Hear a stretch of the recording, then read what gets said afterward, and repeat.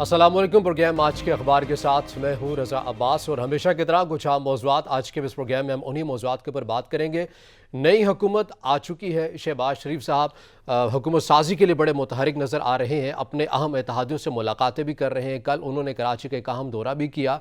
इस हवाले से काबीना कैसे तश्कील पाएगी, काबीना में कौन कौन सी अहम वजारतें किस को मिलेंगी, किस इत्तेहादी जमात को मिलेंगी, पाकिस्तान पीपल्स पार्टी का कितना हिस्सा होगा, MQM का कितना हिस्सा होगा, और इसके साथ साथ अगर बात करें ANP का कितना हिस्सा होगा, बलूचिस्तान अवामी पार्टी का कितना हिस्सा होगा। तो ये तमाम तर मुशावरतें जारी और सारी हैं, लेकिन इसके अंदर एक नुक्ता ये भी है कि क्या जितनी भी जो कल तक मुत्तहिदा अपोजिशन थी उन्होंने अपनी तैयारी नहीं की थी कि जैसे ही हम तहरीक अदम एतमाद को कामयाब करेंगे तो उसके फौरी बाद जो काबीना है वो कैसी होगी, किसको अहम वजारतें होंगी, क्यों अब तक काबीना तश्कील नहीं पा सकी है। या फिर सवाल ये यहाँ पर यह भी बनता है कि कहीं ऐसा तो नहीं है, क्योंकि शहबाज शरीफ साहब जब वज़ीर आला पंजाब थे तो उनका अमूमन तरीक़ाकार ये हुआ करता था कि वो वजारतें कम ही रखा करते थे, ज़्यादातर वो खुद ही एक्टिव रहा करते थे, ज़्यादातर अमूर वो खुद ही डील किया करते थे। तो कहीं कहीं ना कहीं बातें ये भी की जा रही हैं कि वो खुद भी इस बात के ऊपर सोच रहे हैं और अपने इत्तेहादियों को भी मनाने की कोशिश कर रहे हैं कि काबीना मुख्तसर रखी जाए और उसी के तहत डिलीवर भी किया जाए और फिर उसके बाद इलेक्शन में जाया जाए। इलेक्शन के हवाले से बार बार पाकिस्तान मुस्लिम लीग नून का यह मौक़िफ़ रहा था कि हम जल्द अज जल्द इंतखाबात की जानिब जाएंगे, मगर अब ऐसे बयानात सामने आ रहे हैं जिनसे यह तासुर मिल रहा है कि पाकिस्तान मुस्लिम लीग नून ये मनाने की कोशिश कर रही है अपने इत्तेहादियों को कि हम ये साल, ये जो 1.5 साल है, इस मुद्दत को मुकम्मल करें, पार्लिमान की इस मुद्दत को मुकम्मल किया जाए और उसी के बाद इलेक्शन में जाया जाए। और उसी की परफॉर्मेंस को मद्देनज़र रखते हुए एक वजह यह भी हो सकती है कि पाकिस्तान तहरीक इंसाफ ने जिस तरह से इमरान खान साहब ने जो अपना नैरेटिव बना लिया है आवाम के अंदर कि मेरी हुकूमत को गिराया गया है, बैरूनी ताकत से गिराया गया है, एक साजिश के ज़रिए गिराया गया है, तो वो नज़रिया और वो नैरेटिव जो है वो आवाम में काफ़ी हद तक मकबूल भी हो चुका है। एक क्राउड भी, काफ़ी बड़ी तादाद में लोग सड़कों के ऊपर भी निकलते हैं इमरान खान साहब की कॉल के ऊपर। तो उस तासुर को, उस बयानिए को ज़ायल करने के लिए हो सकता है कि जो नई हुकूमत है कोशिश करे कि हम साल 1.5 साल तक इस मुद्दत को मुकम्मल करें ताकि उस नैरेटिव को किसी हद तक जो है उसको ज़ायल किया जा सके और अपनी परफॉर्मेंस से जो अहम मंसूबे हैं, जो अहम जो माशी तौर पर जो महंगाई है, हम उसको कम कर सकें और इसी परफॉर्मेंस की बुनियाद के ऊपर हम इलेक्शन भी लड़ सकें। ये तमाम तर अहम जो नुकात हैं, तज्ज़िये हैं, इसके ऊपर बातें की जा रही हैं। हम भी आज इसी प्रोग्राम में इन्हीं नुकात के ऊपर भी बात करेंगे। और साथ साथ कल इमरान खान साहब ने, साबिक़ वज़ीर आज़म इमरान खान साहब ने कल पेशावर में जलसा किया है, इलेक्शन मूड में नज़र आ रहे हैं, इलेक्शन मुहिम का आगाज़ कर दिया है। कल जिस तरह से उन्होंने एक बार फिर से जारहाना अंदाज अपनाते हुए तनकीद की है, उन्होंने अदालतों से भी पूछा है कि मेरे मोअज़्ज़िज़ जजेस साहिबान ये मुझे बताएं कि मैंने कौन सा ऐसा जुर्म किया था कि रात को 12 बजे अदालतों को खोल दिया गया। इसके साथ साथ उन्होंने कहा कि इदारे बताएं कि ये जिन चोरों को ला के बिठा दिया गया है, इन चोरों के आने से न्यूक्लियर प्रोग्राम जो है क्या उसकी हिफाजत हो सकेगी। ये तो चोर हैं, ये तो हर चीज़ को बेच देते हैं, ये मुल्की सालमियत को बेच देते हैं, ये कौमी सलामती के ऊपर समझौता कर लेते हैं, ये करप्शन करते हैं, ये मनी लॉन्ड्रिंग करते हैं। जो उन्होंने तनकीद रवायती तरीके से जिस तरह से हुकूमत में भी थे या जिस तरह से पहले माजी में भी हमने देखा अपोजिशन में रहे, पाकिस्तान मुस्लिम लीग नून के ऊपर करते रहे हैं और 3 स्टोरीज़ का वो नारा लगा कर चले हैं, इसी तरह उन्होंने जारहाना अंदाज अपनाते हुए तनकीद की है। हम इस हवाले से भी बात करेंगे। और 3-4 हफ्ते फवाद चौधरी साहब कहते हैं कि 3-4 हफ्तों में बड़ा बहरान खड़ा हो जाएगा और बड़ा मसला हो जाएगा रियासत को ये मुल्क चलाना। तो क्या पाकिस्तान तहरीक इंसाफ इस निज़ाम को डीरेल करना चाहती है, आवाम को सड़कों पर निकालेगी? इस नुक्ते के ऊपर भी बात करेंगे। और इसके साथ साथ एक अहम मसला नाज़िम जोकी कत्ल केस के हवाले से भी बात करेंगे। बड़ी अफसोसनाक ये वाक़या है, इस वाक़े के ऊपर भी एक तफसीली बात करेंगे, जायज़ा लेंगे कि किस तरह से हमारा जो निज़ाम अदल और निज़ाम इंसाफ है वो किस तरह मज़लूम के साथ नहीं खड़ा होता, हमेशा ताकतवर के साथ ही खड़ा होता हुआ नज़र आता है। या हमारा जो प्रोसिक्यूशन का जो निज़ाम है, जो हमारा जो तफ्तीशी जो निज़ाम है, वो क्यों इतना कमज़ोर है, वो क्यों हमेशा ताकतवर हलकों की हिमायत करता है। इसके तमाम अमूर के ऊपर बात करेंगे। और इन तमाम अमूर के ऊपर बात करने के लिए हमें स्टूडियो में ज्वाइन किया है सीनियर तज्ज़ियाकार है मुनीर अहमद साहब। मुनीर साहब, सबसे पहले आपके वक्त का सर बहुत शुक्रिया। बात कर लेते हैं सर, नई हुकूमत आ चुकी है, शहबाज शरीफ साहब हुकूमत साजी के लिए मुतहरिक है, काबीना बहरहाल अभी तक तश्कील नहीं पा सकी है, आपको क्या वजह लगती है? देखें, अभी जैसे आप इंट्रो में बता रहे थे कि लगता है कि उनको ख़ुद भी यकीन नहीं था कि ये ऐसी कोई सूरत हाल हो जाएगी और कुछ होमवर्क में कमी नज़र आती है। लेकिन दूसरी तरफ आपने जो दूसरी बात की वो हमने शहबाज शरीफ साहब की जो एक रिवायत देखी है वो कम लोगों के साथ जो है वो छोटी कैबिनेट के साथ वो चलने की कोशिश करते हैं। अभी 2-3 नाम तो सामने आ चुके हैं। मरीम औरंगज़ेब साहबा ने मिनिस्टर फॉर इंफॉर्मेशन के तौर पे काम मेरा ख्याल शुरू कर दिया हुआ है, क्योंकि वो जगह जगह पर उनके साथ नज़र आ रही हैं। दूसरे बिलावल भुट्टो जरदारी साहब के लिए फॉरेन मिनिस्टर का जो ओहदा है उन्होंने भी इसको कंफर्म नहीं किया है, लेकिन वो है इस तरह राना सनाउल्लाह साहब मिनिस्टर फॉर इंटीरियर। ये इस तरह कोई चंद एक नाम सामने तो आए हैं, लेकिन अभी आप जो कह रहे थे कि इसकी रेशो क्या होगी कि PMLN जो है उनके पास कितने जाएंगे और पीपल्स पार्टी, और तो मेरा ख्याल है कि जो ज़्यादा हिस्सा है ज़ाहिर है कि सीटों के हिसाब से प्रोपोर्शनेट ही इनको चलना पड़ेगा, क्योंकि उसके बगैर तो नहीं चल सकते, क्योंकि ज़्यादा जो सीटें हैं वो पाकिस्तान मुस्लिम लीग नून की हैं, तो जाहिर है कि वो उनको जाएगा फिर पीपल्स पार्टी, और जो छोटी जिनके कम MNAs हैं तो ज़ाहिर है उसी हिसाब से एक एक दो सीटें। लेकिन एक इतला जो सुनने में आई है कि अगर मैक्सिमम नंबर भी ये गए, बहुत ज़्यादा भी वज़ारा रखे गए, वो 8-10 या इससे भी बहुत ज़्यादा हो, तो मैक्सिमम 10 का जो हिंसा है वो अभी तक गर्दिश कर रहा है। लेट्स सी के 8 होते हैं, 10 होते हैं या 12 होते हैं, लेकिन अप्रॉक्सीमेट फिगर जो है वो 10 का है। तो अगर इतना भी होगा तो मेरा ख्याल है कि 3-4 जो हैं वो नून लीग से हो जाएंगे, और मेरा ख्याल इनको अब जल्दी कर देना चाहिए था, क्योंकि जैसी सूरत हाल थी, क्योंकि एक मीटिंग में बैठ के इमीडिएटली वो उसके ऊपर फैसला हो सकता था कि सीटें तकसीम करके, लेकिन वो अभी तक उस तरह से नहीं सामने आया। मुमकिन है कि 1-2 रोज़ में ये बिल्कुल ये बातें की जा रही हैं कि 1 या 2 दिन के अंदर हम काबीना का जो होमवर्क है उसको मुकम्मल कर लेंगे, लेकिन बहरहाल ये जो चीज़ें इसके ऊपर तनकीद की जा रही है कि होमवर्क कहीं ना कहीं जो है वो हमें कम होता हुआ नज़र आया है, वरना काबीना की फौरी तश्कील हो जानी चाहिए थी। आपको लगता है कि ये भी वजह हो सकती है कि इत्तेहादी ये चाह रहे हों कि आप काबीना की तरफ मुख्तसर रख के इतना ना करें, इसको तूल ना दें इस मामले को, इलेक्शन की जानिब जाए? हो सकता है कि पाकिस्तान PMLN की जो राय है, जो बयान सामने आ रहे हैं, वो ये चाहते हो कि हम साल या 1.5 साल की जो मुद्दत है उसको मुकम्मल कर लें और उसके बाद इलेक्शन में जाया जाए।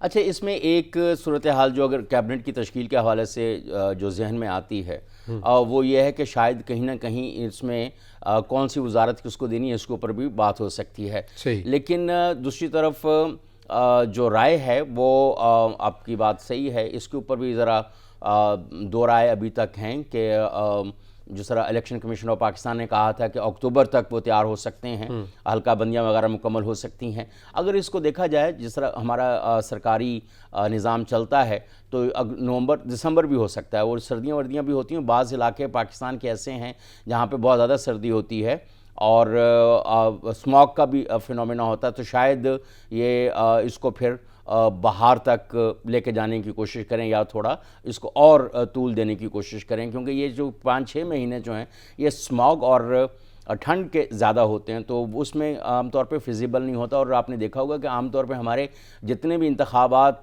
पुराने हुए हैं तो वो मई, जून, जुलाई, यानी जहाँ पे गर्मियों के वक्त में ज़्यादा इंतखाबात हुए हैं।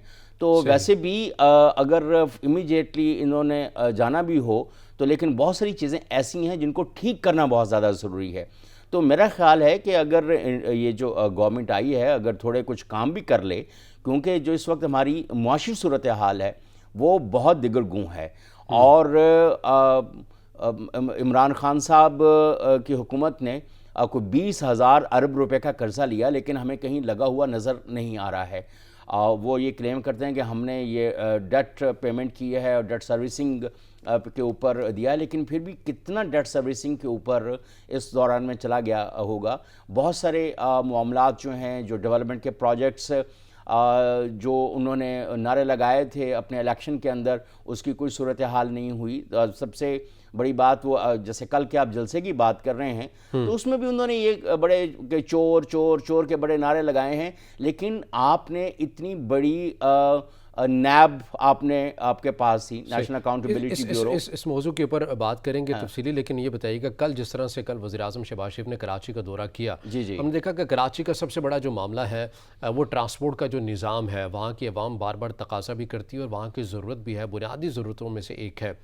इमरान खान साहब भी, उनका जब दौर हुकूमत था तो वो बार बार यकीन दहानियाँ करवाते रहे, ग्रीन लाइन मनसूबा गो के उसकी पाकिस्तान मुस्लिम लीग नून ने बुनियाद रखी, लेकिन मुल्क का एक मनसूबा था और आवाम के लिए था, किसी ख़ास एक सियासी जमात की बुनियाद रख देने से कुछ भी फ़र्क नहीं पड़ता।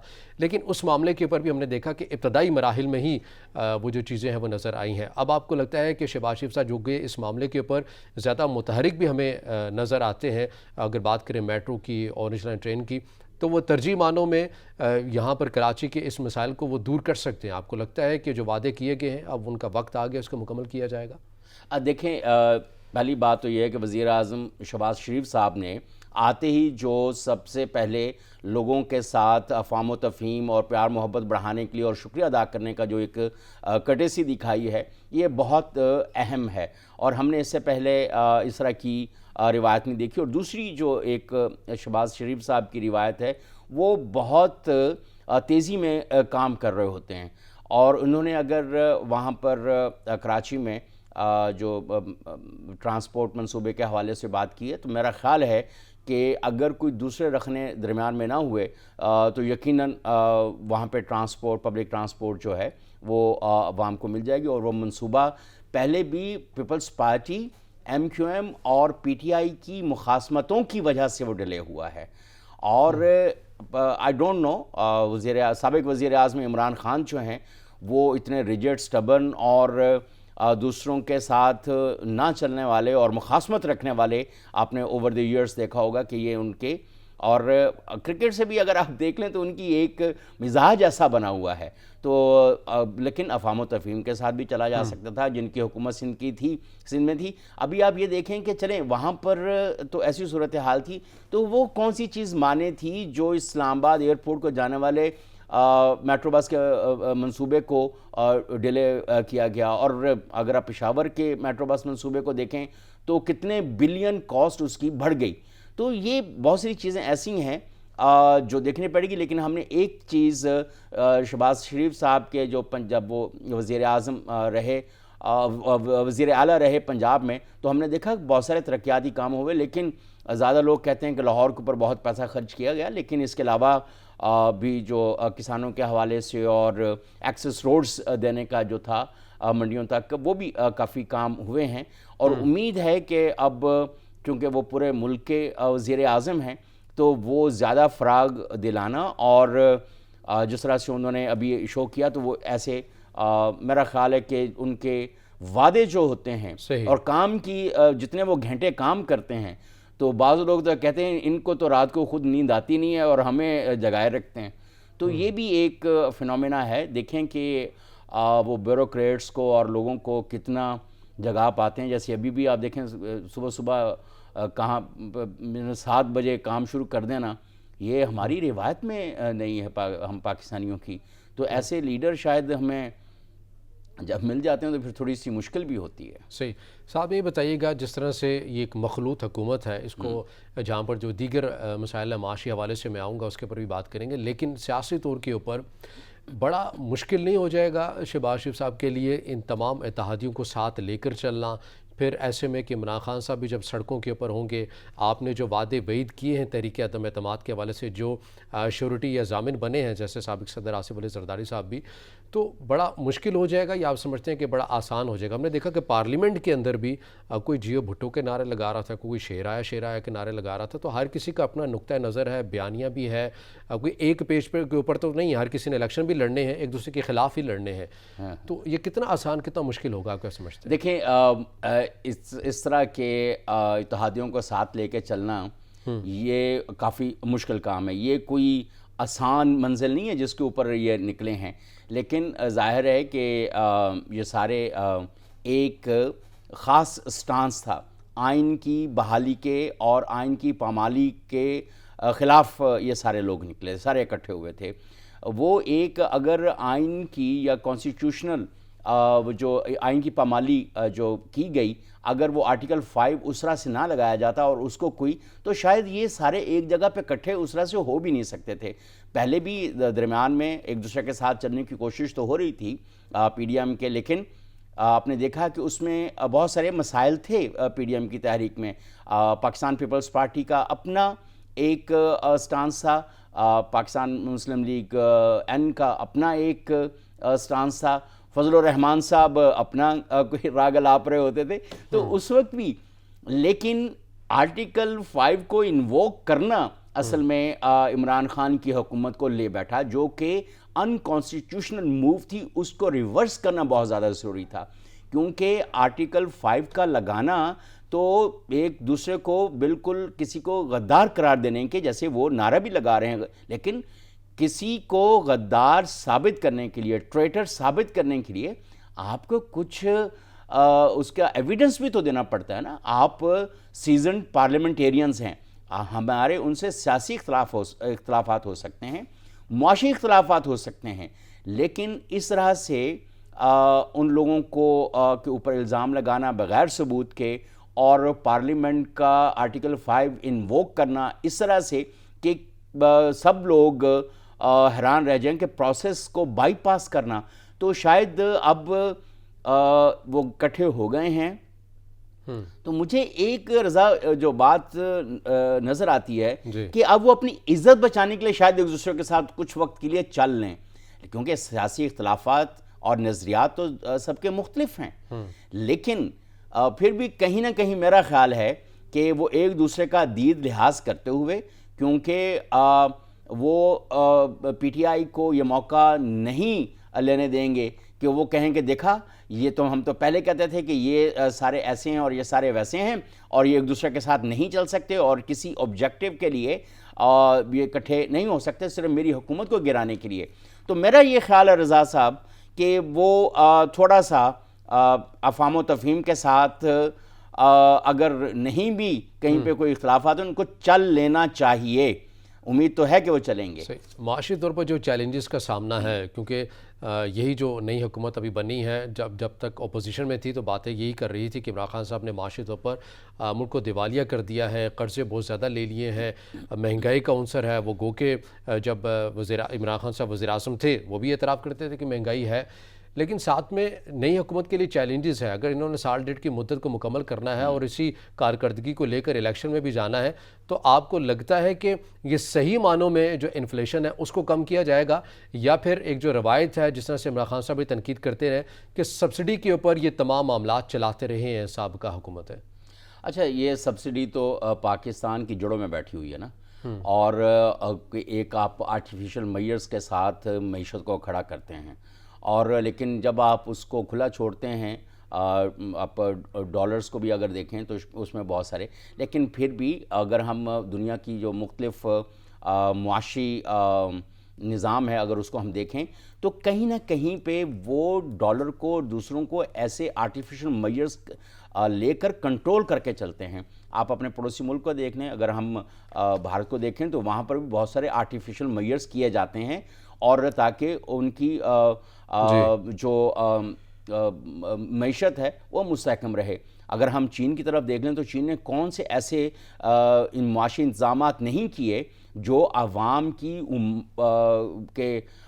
जो उमंगें कह लें या व्हाटएवर लाइक जो उनकी एस्पिरेशंस थी उनके ख़िलाफ़ नहीं थे, लेकिन उन्होंने वो लेकर और अपने करेंसी को ज़्यादा मजबूत बनाया और एक पूरी इकोनॉमिक ग्रोथ का अगर आप उनका मॉडल देखें तो उन्होंने बहुत सारी चीज़ें खुद अपने ऊपर लागू की, जिसकी वजह से तो हमें भी कहीं ना कहीं हम, क्योंकि हर मुल्क के अंदर, हर निज़ाम के अंदर ऐसे लोग मौजूद होते हैं जो इस तरह की, जब आप फ्री मार्केट किसी को भी बना देते हैं तो वो वहाँ पे अपना वेस्टेड इंटरेस्ट को बढ़ाने और उसको फैलाने में हमेशा वो ताक में बैठे होते हैं। बिजनेसमैन कभी कोई ऐसा नहीं होता कि आप उसको थोड़ी सी छूट दें और वो कहे कि नहीं नहीं नहीं नहीं मैं तो ये काम नहीं करता, ये तो मुल्क की मुफाद में नहीं, क्योंकि यहाँ पे तो मार्केट में जो बिजनेसमैन बैठा है वो अपने वेस्टेड इंटरेस्ट को देखेगा, वो अपने इंटरेस्ट को देखेगा, जो उसको बेनिफिट हो रहा है वो उसको। तो बहुत सारी ऐसी चीज़ें फिर उसी से जो इंटरनेशनल एजेंसीज होती हैं या इंटरनेशनल ट्रेडर्स होते हैं वो भी उसका फ़ायदा उठाते हैं। तो मेरा ख्याल है कि कहीं ना कहीं इसको, जहाँ तक बात इन्फ्लेशन की है रज़ा साहब, जी। तो इन्फ्लेशन का तो हमने पिछले 2-3 दिनों में देख लिया कि जो जिस तरह से वो बढ़ रही थी अभी भी उसी तरह से बढ़ रही है। और अभी चीनी की कीमत में कुछ एकदम इजाफा हुआ है। और वो शायद एक तो रमज़ानुल मुबारक हमारे लिए कोई ज़्यादा मुबारक साबित नहीं होता, क्योंकि यहाँ पर जो हमारे ट्रेडर्स हैं, जो हमारे बड़े जो इस तरह के अशिया खुर्दोनोश का कारोबार करने वाले हैं, वो चीज़ों को एकदम, अभी आप देखें खजूरें जो पहले 100-150 रुपये में मिल रही थी, अब वो 250-300 रुपये में मिल रही हैं। जो अच्छी वाली 250-300 में मिल रही थी वो 500-600-800 में मिल रही हैं। तो अगर सिर्फ इतनी छोटी छोटी सी चीज़ों को ही देख लें तो हम खुद भी कोई बहुत ज़्यादा अच्छे इंसान नहीं है अपने मुआशरे के लिए। तो कहीं ना कहीं हमें सर यहाँ पर फिर ये नुक्ता भी पैदा होता है कि माशी तौर के ऊपर जिस तरह से बार बार जो सियासी जो जमातें हैं ये अपनी सियासत को चमकाती हैं। हमने देखा कि इमरान खान साहब जिस तरह से कहते हैं डॉलर ऊपर चला जाए या पेट्रोल की कीमतें बढ़ जाएँ तो वज़ीर-ए-आज़म चोर होता है। इसी तरह अगर हम मौजूदा जो हुकूमत जो बनी है यहाँ पर जो सियासी जमातें हैं, PMLN हो या पाकिस्तान पीपल्स पार्टी हो, सभी जमातों ने बिला तफरीक माशी तौर के ऊपर या माशी पॉलिसीज़ के ऊपर सियासत की है। ये समझ लेना चाहिए, इसके ऊपर इत्तफाक कर लेना चाहिए तमाम सियासी जमातों को कि कम अज़ कम जो है आप माशी तौर के ऊपर आप सियासत नहीं करेंगे, क्योंकि मईशत एक ऐसी चीज़ है जिसके हर दौर के अंदर इदाद व शुमार तब्दील होते हैं, आपको उससे निमटना होता है। ये इत्तफाक अगर हो जाए तो खुशाइन बात नहीं होगी। देखिए बहुत अच्छी बात है जिस तरह पाकिस्तान पीपल्स पार्टी और पाकिस्तान मुस्लिम लीग नून ने चार्टर ऑफ डेमोक्रेसी किया था और उन्होंने इसके ऊपर तय किया था कि हम एक दूसरे की हुकूमत को गिराने के लिए ओछे हथकंडे इस्तेमाल नहीं करेंगे। हम ये मेयर्स नहीं लेंगे जो उसके अंदर लिखे हुए थे कि और दूसरे को मुद्दत पूरी करने देंगे। हम एक पॉजिटिव क्रिटिसिज्म करेंगे, अच्छी पॉलिसीज़ को सपोर्ट करेंगे। जब साबिक वज़ीर-ए-आज़म इमरान खान की हुकूमत आई थी तो PMLN और पीपल्स पार्टी और जो लोग थे उन्होंने कहा था कि हम चार्टर ऑफ इकोनॉमी कर लेते हैं कि इसके ऊपर, ताकि हम एक बेहतर माशी निज़ाम, क्योंकि सबको नज़र आता है कि हमारे यहाँ ऐसी, लेकिन अब PTI के अलावा अब हम देखें कि चूँकि नई पार्टी है, बहुत सारी अब वो गलतियाँ करेंगे फिर कहीं जाके वो सीखेंगे। अब जो बाकी बड़ी पार्टियाँ हैं, सियासी जमातें, उन्होंने गलतियां कर कर के सीख लिया हुआ है। और अब कुछ दरमियान में दूसरे लोग भी थे दुनिया के जिन्होंने पाकिस्तान मुस्लिम लीग नून और पाकिस्तान पीपल्स पार्टी के दरमियान में अफ़ाम तफ़हीम कराई थी कि भाई अगर आप इंसानों की तरह चलेंगे तो आपका आवाम भी ठीक रहेगी, आपका निज़ाम भी ठीक रहेगा।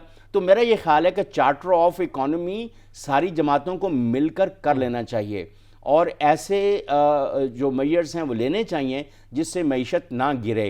और जो मुफाद प्रस्त ट्रेडर्स हैं, वेस्टेड इंटरेस्ट वाले, जो बहुत ज़्यादा इन्फ्लेशन को फ्लो को बढ़ाते हैं, उनके ऊपर कंट्रोल करना, क्रैकडाउन करना, वो भी एक बड़ी ज़रूरत है आज की।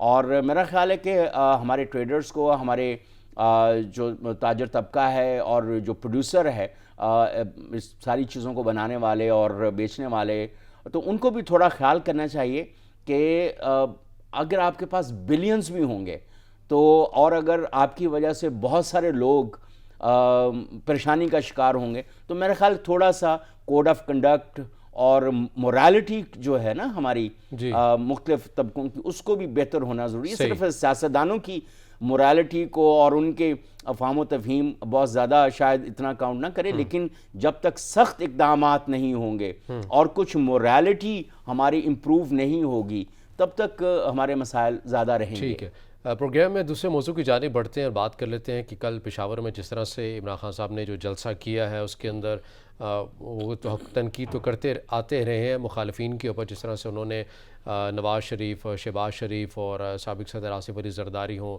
या दीगर जो जमातें हैं जितनी भी सियासी, बलखुसूस टारगेट तो उनका यही होता है, मौलाना फजल रहमान, तनकीद तो की है, लेकिन साथ साथ जलसे के अंदर उन्होंने अदलिया से भी कुछ सवालात पूछे हैं, इदारों के सामने भी कुछ उन्होंने बातें रखी हैं।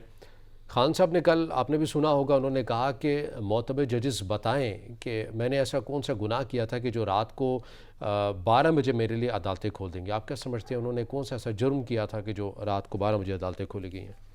देखें रज़ा साहब, मैंने अभी बात तो की, आर्टिकल 5 आप लगा रहे हैं लॉयल्टी टू स्टेट का, आप दूसरों की लॉयल्टी को चैलेंज कर रहे हैं और दूसरे को सफाई का मौका भी नहीं दे रहे हैं।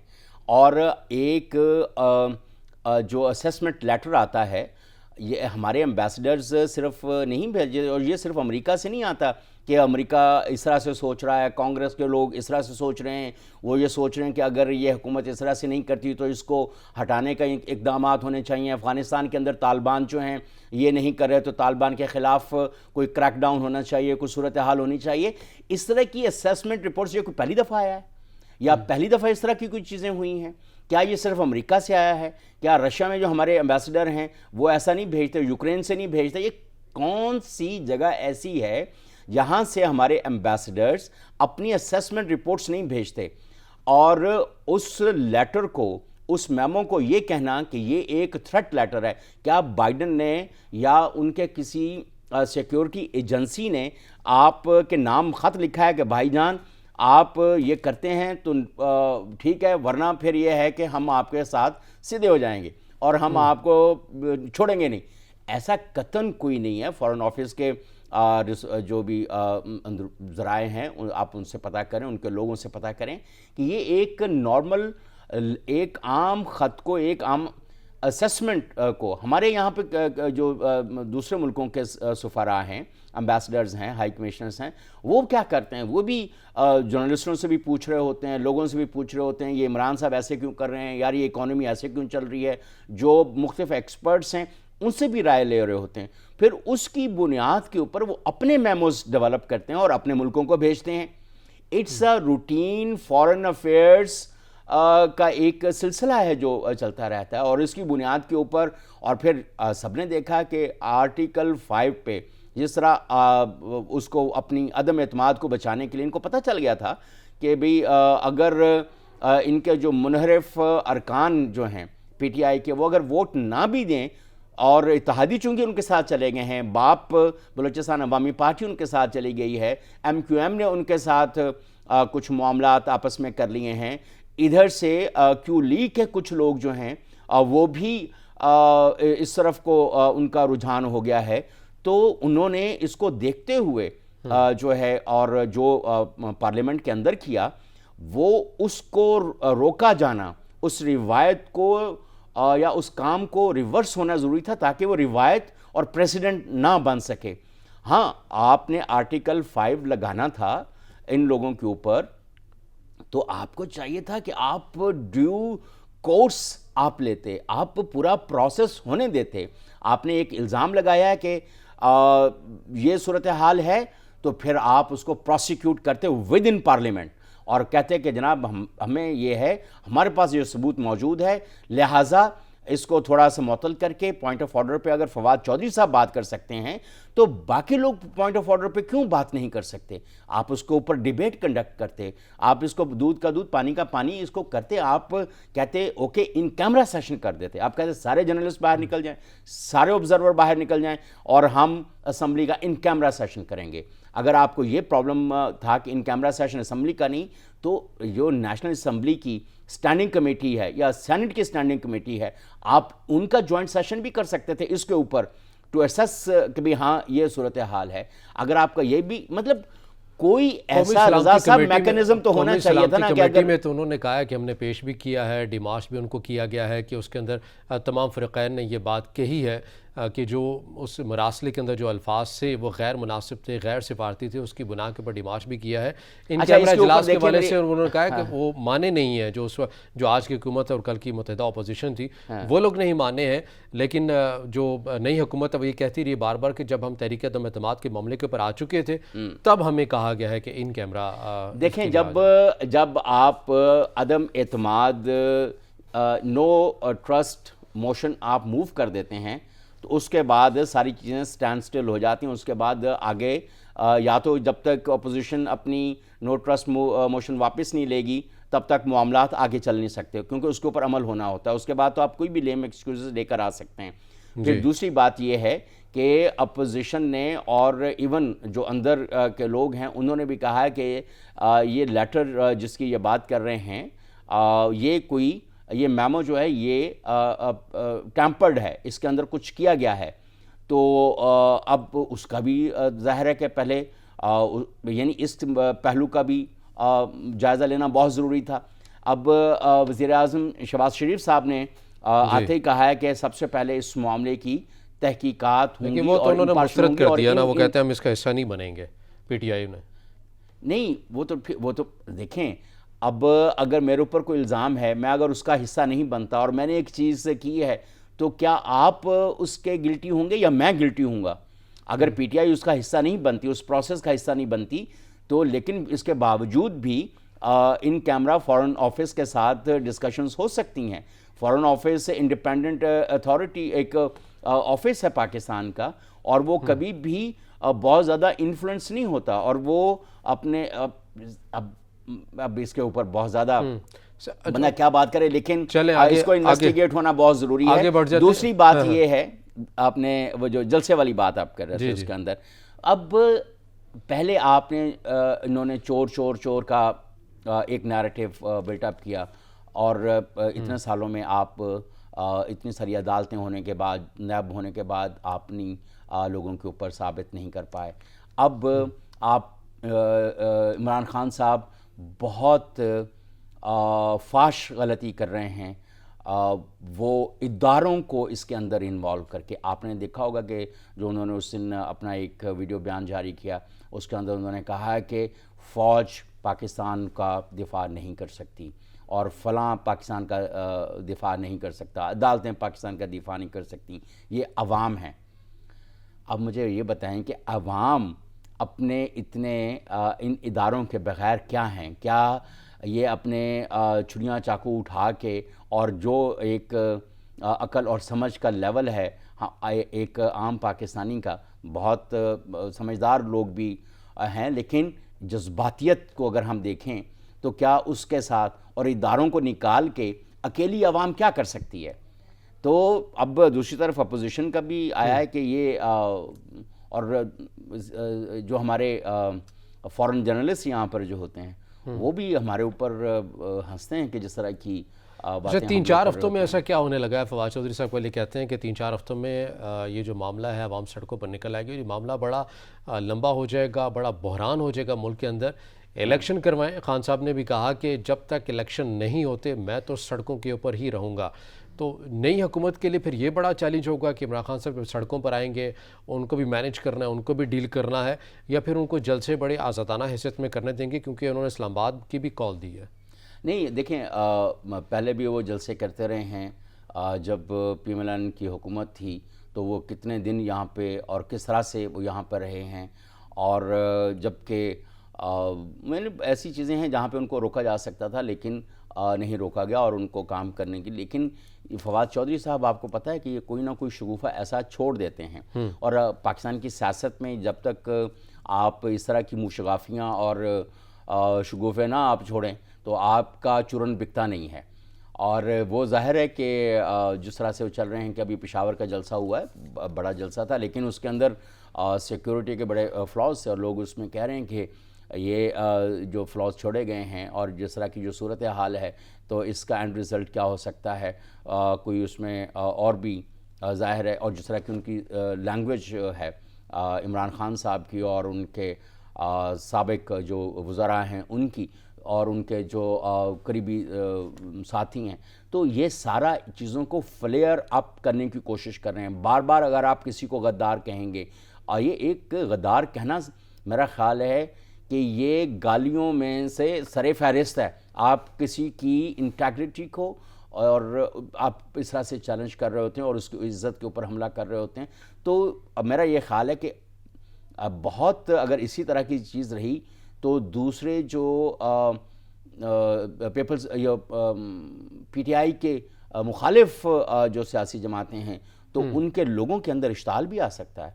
मुमकिन है कि चंद हफ्तों के अंदर जैसा फवाद चौधरी साहब ने कहा है कि इमरान खान और उनके अहबाब जो हैं, दोस्त और रफ़ाकार, वो इतना इस मामले को फ्लेयर अप कर दें कि जैसे वैसे भी आपने देखा है कि पीटीआई की यूथ फोर्स जो है वो बहुत उनका रवैया जो है बहुत हार्श और बदतमीज़ाना होता है छोटी सी बात के ऊपर भी। और इस्लामाबाद मैरियट के अंदर जो वाक़या हुआ उसको भी देखा कि जहाँ पे उस शख्स ने पहले पश्तो में गालियाँ दी और फिर सारी सूरत हाल हुई और जब खाना लेने लगे तो फिर ऐसी कोई सूरत हाल। ये एक बिल्ट अप तो हो रहा है, आप लोगों को इश्ताल दिलाकर सड़कों पे लाने और मार कुटाई वाले मामलात की तरफ तो लेके जा रहे हैं और इदारों पे आप जिस तरह से उंगलियां उठा रहे हैं, मतलब ये किस तरफ को इमरान खान साहब इस वक्त लेके जाना चाहते हैं? उसी मोड में लग रहे हैं जिसमें नवाज शरीफ साहब थे।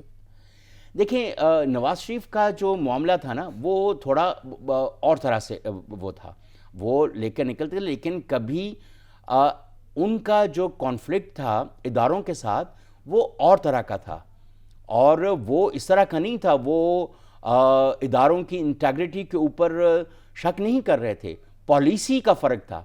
यहाँ पे पॉलिसी का फ़र्क नहीं है, नीयत का और उनके एक्शन को चैलेंज करने का और उनकी इंटेग्रिटी को चैलेंज करने का फ़र्क है। पॉलिसी डिफरेंस तो हो सकता है, कॉन्फ्लिक्ट ऑफ ओपिनियन तो प्राइम मिनिस्टर की और इदारों की अलग अलग हो सकती है। सही। अच्छा, साथ में ये भी मुझे बताइएगा कि आपको लगता नहीं है कि जो अब मना लेते हैं कि मखलूक हुकूमत भी बना लेते हैं, उसका बुनियादी जो हल है वो यही होगा कि आप जल्द से जल्द इलेक्शन करवा दें ताकि जो बुरहानी की जो कैफियत है मुल्क के अंदर ये ख़त्म हो जाए, क्योंकि कोई भी एक ही जमात की हुकूमत आएगी वही बेहतर तरीके से डिलीवर भी कर सकेगी। तो खान साहब तो वैसे अगर देखा जाए उनका मुतालबा ठीक है, आप इलेक्शन कमीशन को भी 7 महीने चाहिए, तो एज सुन एज पॉसिबल उसको यकीनी बना कर इलेक्शन करवा देने चाहिए। बिल्कुल करवा देने चाहिए। देखें पाकिस्तान जैसे मुल्क के अंदर मेरा ख्याल है कि जल्दी इलेक्शन हो जाएं, लेकिन ये जो बहुत सारे इत्तेहादियों की कुछ वक्त हुआ, मुझे नेपाल जाने का इत्तेफाक हुआ तो वहाँ पर हुकूमत में 73 सियासी जमातें थीं। ये चंद साल पुरानी बात है। 73 political parties were in the government.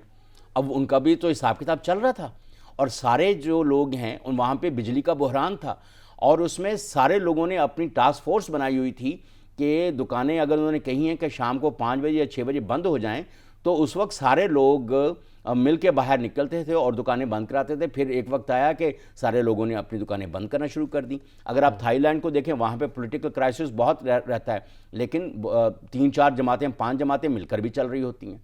Japan की आप देखेंगे वहाँ पर भी ऐसी सूरत हाल पॉलिटिकल क्राइसिस रहता है और लेकिन सियासी जमातें वहाँ पर ज़्यादा, जापान में तो ज़्यादा रिवायत है तरीके एतमाद से। मैं यही कर रहा हूँ, वहाँ पे तो हर साल में बाजू का 2 दफ़ा भी बदल जाती हैं और ये एक नॉर्मल बात है और इसको कोई बहुत ज़्यादा सर पे सवार करने की ज़रूरत नहीं होती है। लेकिन आप ये देखें कि नेपाल की मईशत भी इस्तेहकाम का यानी वहाँ पे भी इस्तेहकाम रहता है। जापान देखें, उनकी कोई बहुत ज़्यादा जो मुआशी सूरत हाल वो उसके ऊपर नहीं कंप्रोमाइज़ होता है। सियासी इख्तलाफात बड़ी मईशत है जापान देखें, लेकिन वहाँ पर कोई ऐसा क्राइसिस नहीं होता। पॉलिटिकल क्राइसिस रहते हैं लेकिन उसकी वजह से उन्होंने जो अपना कंट्रोल करने का एक जो निज़ाम किया हुआ है मईशत को, उसके ऊपर कोई कंप्रोमाइज़ नहीं करता। कोई 0 क्राइम रेट जापान के अंदर। तो अब ऐसी सूरत हाल आप ये देखें कि हमारे पाकिस्तान में जो सूरत हाल है कि जैसे रमज़ान आता है तो उससे पहले कीमतें बढ़ जाती हैं। कई काफिर मुल्क ऐसे हैं जिनको हम काफिर कहते हैं, वो मुसलमानों के रमज़ानुल मुबारक के एहतराम में चीज़ें स्लैश कर देते हैं। अभी हमारे तुर्की में दोस्त हैं, वो कह रहे थे कि उन्होंने भी अपनी वहाँ पे प्राइसेस जो हैं वो कम कर दी हैं। तो ये कुछ हमारे अंदर की जो खराबियाँ हैं ना, चाहे वो सियासी हैं चाहे समाजी हैं, इसमें तो वही बात है कि कानून जो है वो सख्त होना चाहिए। जो मुनाफाखोरी हम देखते हैं कि माह रमज़ान हो, ईद हो, इनके अंदर जिस तरह से हमने देखा कि तसलसल रहता है, बढ़ जाती हैं। तो ऐसे में तमाम जो चीज़ें ऐसी होती हैं, कानून जब तक होगा उसके ऊपर अमल दरामद होगा, लोगों को पता होगा कि अगर हमने ऐसा किया तो हमें सज़ा भी हो सकती है, तो उस सूरत में ये चीज़ें मुमकिन हो सकती हैं, गवर्नेंस का निज़ाम भी बेहतर हो सकता है। लेकिन जहाँ पर पता हो कि आपका निज़ाम इंसाफ वजूद ही इसी तरह से नहीं रखता है, जहाँ पर आपको पता है कि आप कुछ पैसे देंगे और उसी के एवज़ जो है आप छूट भी जाएंगे, तो वहाँ पर फिर गवर्नेंस भी आप कैसे ठीक कर सकते हैं? बुनियादी ढांचा जो कानून का ही है। लेकिन हम इसी के साथ प्रोग्राम में तीसरे मौजू की जानिब भी बढ़ेंगे और लिंक कर देंगे उसी मामलात के ऊपर। हमने देखा कि पीपल्स पार्टी में जिस तरह से नासिम जोखियो कत्ल केस होता है और बड़ा एक अफसोसनाक ये केस है, जिस तरह से शहरी को तशद्दुद का निशाना बनाया गया। पाकिस्तान पीपल्स पार्टी के MP वो भी नामजद रहे इस केस के अंदर। उनकी जो मुतासरा जो ख़ानदान है, जो बेवा थी, वो भी बार बार आके वीडियोज़ में ये कहती रही कि मुझे प्रेशराइज़ किया जा रहा है, बार बार ये कहा जा रहा है कि आपको पैसे ले लें और इसी के एवज़ जो है ये मामले को ख़त्म कर दिया जाए। और फिर हमने देखा कि जिनके ऊपर इल्ज़ाम थे पाकिस्तान पीपल्स पार्टी के, वो बैरून मुल्क चले जाते हैं। तहरीक अदम एतमाद जब होता है तो उनको बुला लिया जाता है। तो ये तमाम तर सिनेरियो जो पाकिस्तान पीपल्स पार्टी बड़ी बात जो करती है, बड़ी लिबरलिज़म की बात करती है, बड़ी इंसाफ की बात करती है, तो ये उसके ऊपर किरदार के ऊपर भी बात है। अभी रिसेंटली इस केस की अपडेट ये है कि जो मुतासरा जो ख़ानदान था, जो उनकी जो बेवा थी नासिम जोखियो की, उन्होंने केस को रिवर्स कर लिया है। उन्होंने अपने वीडियो पैगाम में ये कहा है कि मैं नहीं इसको मज़ीद तसल्सल के साथ जारी रख सकती, मेरे अपनों ने मेरा साथ छोड़ दिया है और निज़ाम इंसाफ जो है वो मुझे इंसाफ देता हुआ नज़र नहीं आ रहा है। मुनीर साहब, इस माशरे की तल्ख़ हकीकत के ऊपर भी बात कर लेते हैं।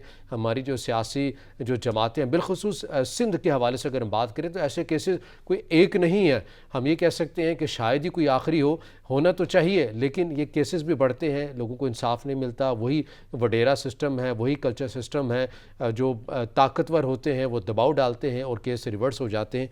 कैसे देखते हैं इस मामले को? यार देखिए, ये जैसे अभी हम थोड़ी देर पहले समाज की बात कर रहे थे कि लोगों को कोई मोरालिटी, वो ज़ाहिर है कि हमारे यहाँ बहुत निचली सतह पर है। समाजी इंसाफ तो दूर की बात, अदालती इंसाफ भी नहीं मिलता। और जिस तरह से सूरत हाल होती है, जब एक वक्त में मैं एक्सेस टू जस्टिस प्रोग्राम के साथ काम कर रहा था, तो तब हमने बहुत सारी स्टडीज़ वगैरह की थी और उसमें मालूम हुआ कि किस तरह से अदालतों के अंदर केसेस पेंडिंग पड़े हैं और वो क्यों पड़े हैं। और वो वकला जो हैं, वो इफ्तिखार चौधरी साहब भी उस ज़माने में चीफ जस्टिस ऑफ पाकिस्तान थे, वो कहते थे वकीलों से भी कि खुदा के लिए आप इसको करें। हमने एक बहुत बड़ी कॉन्फ्रेंस की थी यहाँ इस्लामाबाद में, तो उसमें जजेस पूरे पाकिस्तान से आए थे सबॉर्डिनेट जुडिशरी के। तो उन्होंने भी कहा था, उन्होंने कहा वकील केस को आगे लेके चलने नहीं देना चाहते, वो जो प्रोसिक्यूशन है उसके साथ वो कर लेते हैं कोई अंडर द टेबल डील्स। और इस तरह से बहुत सारी ऐसी वजूहत आई कि जहाँ पर हमारी पुलिस का जो रोल है और हमारे वकला का जो रोल उसके अंदर था कि वो डिले करने का और चीज़ों का, वो काफ़ी अब ऐसी सूरत इसमें भी ऐसे ही नज़र आता है। और ख़ास तौर पे अगर हम KP के और इस तरह बलूचिस्तान के जो थोड़े से दूर दराज इलाके हैं और ख़ास इंटीरियर सिंध जो है, इवन जो अर्बन इलाके हैं, वहाँ पर वाकई ये मसला बहुत ज़्यादा है। आपको वो माई जिंदा वाली जो है उसकी मिसाल भी आपके सामने होगी अभी, जिसमें उसके शौहर को और बच्चों को कत्ल कर दिया गया था और फिर उसने पूरा कई साल जो है उसने उस केस को परसू किया और वो लग गई और फाइनली जिस जो भी मुलज़िम था उसको कैफरे किरदार तक पहुंचाया। अभी कई साल हो चुके हैं इस बात को कि एक नौजवान लड़की जो है वो सिंध के अंदर सरदारी निज़ाम के ख़िलाफ़ खड़ी है, उसके बाप, भाई, दादा, चचा वगैरह को कत्ल कर दिया। मेरा ख्याल शायद उम्मे रुबाब उसका नाम है। तो वो भी अपने एक पूरे प्रोसेस में चली हुई है। लेकिन आप ये देख लें कि उसका केस कितने सालों से इतने हाई लेवल नोटिस होने के बावजूद और सारा, लेकिन वो जो अदालती निज़ाम है वो किसी तरफ को नहीं जा रहा है और डेट और पे हर रोज़ एक नई अदालत से तारीख आ जाती है। अब ये देखें कि जो मरकज़ी मुल्ज़मान थे, जो असल जो मरकज़ी किरदार जिनके ऊपर ये इल्ज़ाम था, 8 थे, जिनमें जाम अवैस जो पाकिस्तान पीपल्स पार्टी के MPA थे, रुकन कौमी असम्बली जाम करीम जो है, इनके ऊपर थे। जो चालान पेश किया गया है इंसदाद दहशतगर्दी में, क्योंकि ये मामला पहले मलीर कोर्ट में था, अब उन्होंने कहा कि दहशतगर्दी की दफ़ा लगा कर आप इसको इंसदाद दहशतगर्दी अदालत में जमा करवाएं। वहाँ पर जब ये चालान जमा करवाया गया है, तफ्तीशी ऑफिसर सिराज लाशारी की जानिब जानिब से जो 8 मरकज़ी मुल्ज़मान हैं उनके नाम ही नहीं है। तो इसी बिना के ऊपर फिर वो मुतासरा जो खातून है उन्होंने ये कहा है कि मैं तो ये केस ही रिवर्स कर लेती हूँ, क्योंकि जो असल जो मुल्ज़मान थे वही नहीं है नामजद। तो फिर इस केस में क्या होगा? ऐसे में आप लगता नहीं है कि रियासत को कम अज़ कम एक्टिव हो जाना चाहिए, कि कमज़ोर मजलूम के साथ खड़े हो जाना चाहिए और उसका केस रियासत को लड़ना चाहिए? बिल्कुल, ये ऐसे जो मामलात होते हैं उसमें रियासत को बिल्कुल इसके अंदर इंटरवीन करना चाहिए। ख़ास तौर पर चीफ जस्टिस ऑफ पाकिस्तान है, अगर वो इसका नोटिस लें और वो कहें कि इमीडिएटली ये फ़लाँ चीज़ें की जाएं, क्योंकि चीफ जस्टिस ऑफ पाकिस्तान के पास तो इतने इख्तियारात हैं कि वो इस तरह के केसेस को विद इन डेज वो हल कर सकते हैं। वो किसी को भी बिल्कुल ये अरेस्ट इख्तियार करने है, का भी इख्तियार है उनके अदालत उस्मा के पास है। भी और चीफ जस्टिस के पास भी। वक्त बिल्कुल ख़त्म हो चुका है। सीनियर तज्ज़ियाकार मुनीर अहमद साहब हमारे साथ मौजूद थे। आपके वक्त का बहुत शुक्रिया। नाज़रीन, आज के प्रोग्राम से इतना ही, इजाज़त दीजिए। अल्लाह हाफ़िज़।